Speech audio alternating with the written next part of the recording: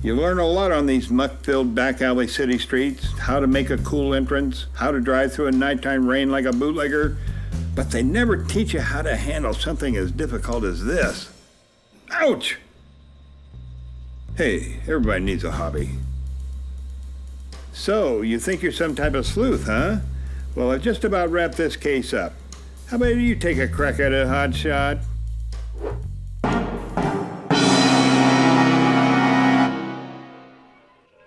Hello. What's in the drawer? Well, if you don't like it, you know where to stick it. Up yours too. Mom. Yeah, I love you too. Mr. Richards, I'm here about a case. What has one eye but doesn't see? Normally, I don't do lost poodles. Normally, I don't associate with little men and dirty basements, but you come highly recommended. This is a very important matter. Dang it. Let me guess. The other girls at the yacht club are jealous because you're organizing the cotillion. No, Mr. Richards, this is about murder. A needle, Mr. Richards. The answer is a needle. My fiancé has been murdered, and I want you to find out who did it. And then I was off to the Munson mansion. Thurman Munson V, billionaire tycoon and pancake magnate. Looks like the old bastard flapped his last jack. Goddamn rookies. White powder behind his ear. A handful of pebbles. Ink stains, and a small stab wound. This case had the usual cast of characters. Mitzi and Fritzy Plum, matching Sudoku sisters and former county spelling bee champions. Dual summa cum laude graduates from the prestigious La Cordon Bleu in gastrochemistry, professional bookworms, and Munson's personal chefs. Solomon Goldstein, a.k.a. Adolf Goebbels, an amateur racist with an identity crisis and a temper. Munson's personal bodyguard, German national, and a part-time hustler.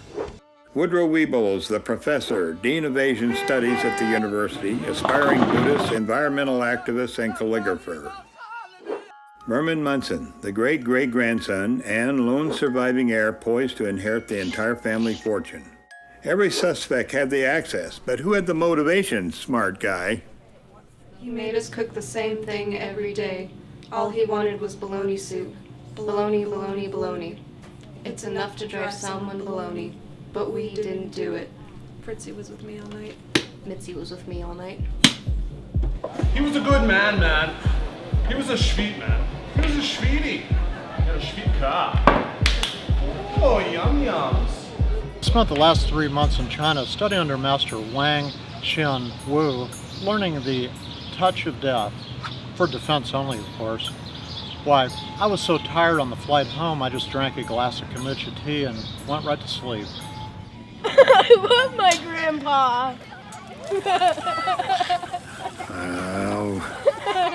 And of course there was a soon-to-be Mrs. Munson. They say it's always the wife. Love makes you crazy. He insisted we sign a prenuptial agreement. We were going to sign it the next day, but he never showed. I know how this sounds, Mr. Richards, but I didn't kill Thurber. I was at the beach house that night. Well, you dingus. Have you figured it out?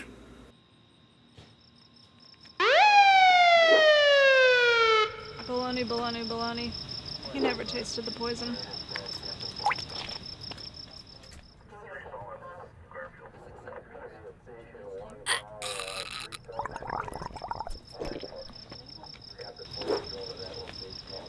You killed Mr. Munson too?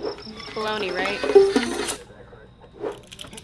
Schweinehaxen, Schweinelesen. I loved him. I did it for the money, and I would have got away with it if it wasn't for you meddling adults.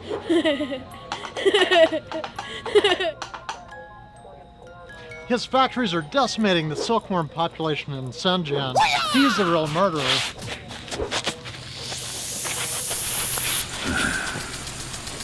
And that's it. Case closed.